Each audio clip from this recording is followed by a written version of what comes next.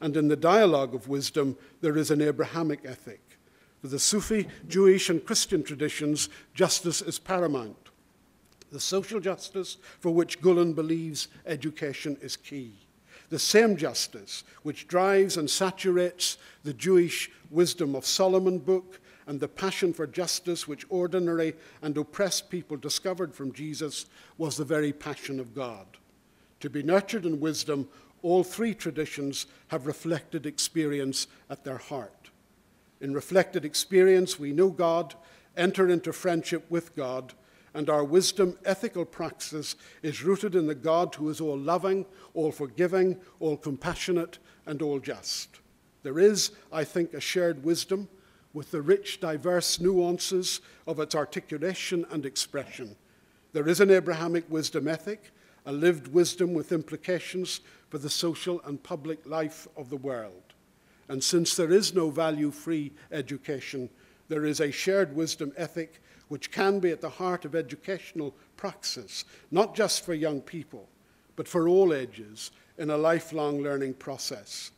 Our shared wisdom and Abrahamic ethic can empower, I think, a new generation and a generational partnership to work for social justice and peace for all.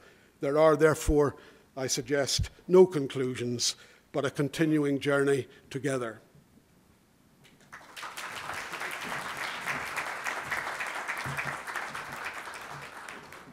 Thank you very much, Dr. McMaster. And our title of our last paper is the Sentiments on the Parapet on the Consciousness of Fethullah Gülen. Dr. John Hogahey, he's a faculty member at the Georgetown University, and currently he is a visiting professor at the University of Chicago. Please welcome Dr. Hogahey.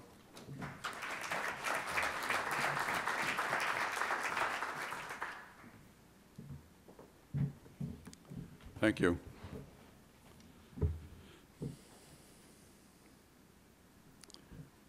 I'm impressed by the complementarity between what Dr. McMaster had to say and what I want to say.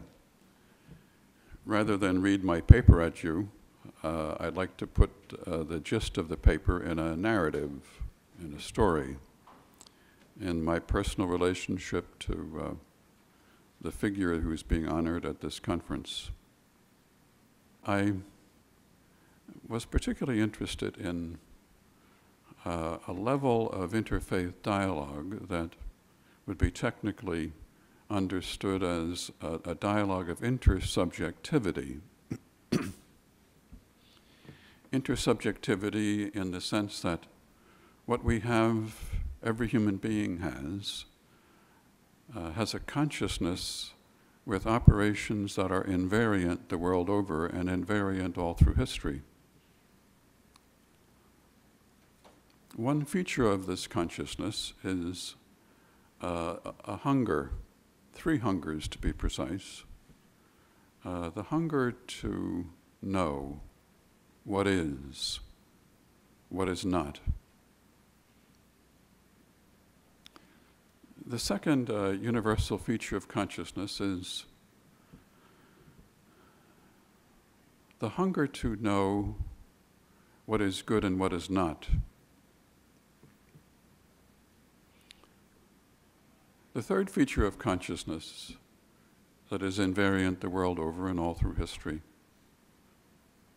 is this issue of meaning, or as Dr. McMaster would put it, wisdom. Where is wisdom to be found, and where is false wisdom to be discerned? I call these the sentinels on the parapet of every consciousness.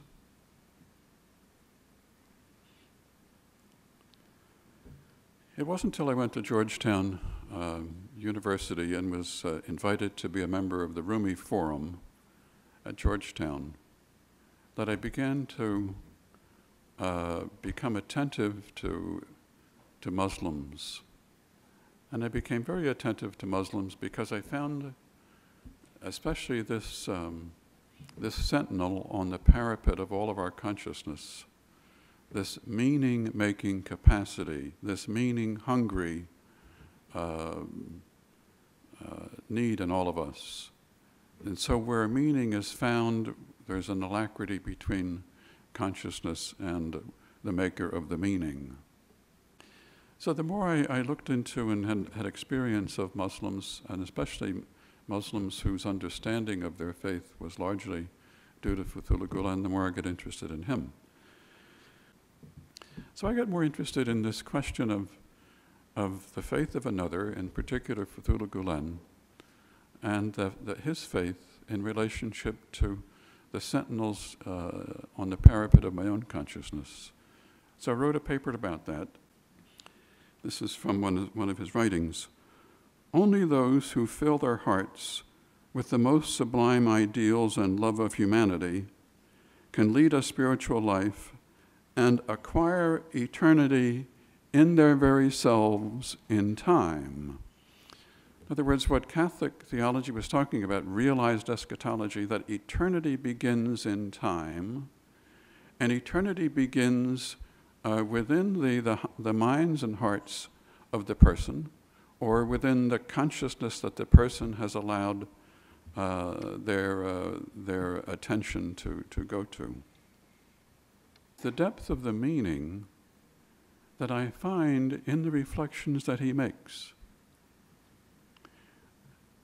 A depth of meaning that inform my faith, enrich my faith, enrich my understanding, and enrich me. So here's this very interesting thing that I'd like to leave you with. A different way of going about our interfaith relations. We can talk about our interfaith relations at the level of beliefs. I believe this, you believe that, I believe this, you believe that. And although that's a worthwhile exercise, I don't think it's as worthwhile an exercise as what I have found in him. He speaks to my meaning needs. He answers my meaning needs. This sentinel on the parapet of my consciousness is a meaning-hungry sentinel. And where that sentinel is receiving meaning, there's an alacrity in my heart and mind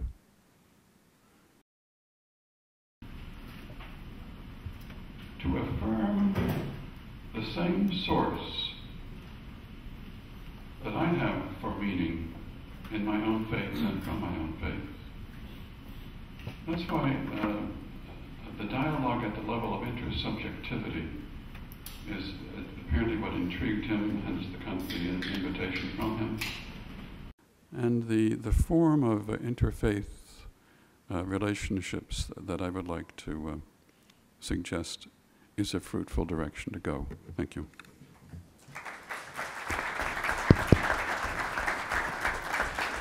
Thank you very much. With this, we can move into the questions.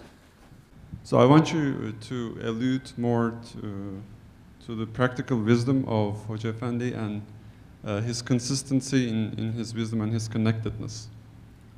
What could you open these, please? I think, for me, and my impression was that he was bringing a holistic approach to being a human being and to being a human being in the whole of life, with a faith and a value base and an ethic that is not put into specific boxes, but includes the whole of life and is applicable to the whole of life. And I think in that sense, I find his approach attractive and meaningful, and I think that was also a connecting point with Judaism and Christianity at its best, at their best. My question is again for Dr. McMaster. First of all, I'd like to thank you all for wonderful speeches and papers. I'm enjoying it greatly.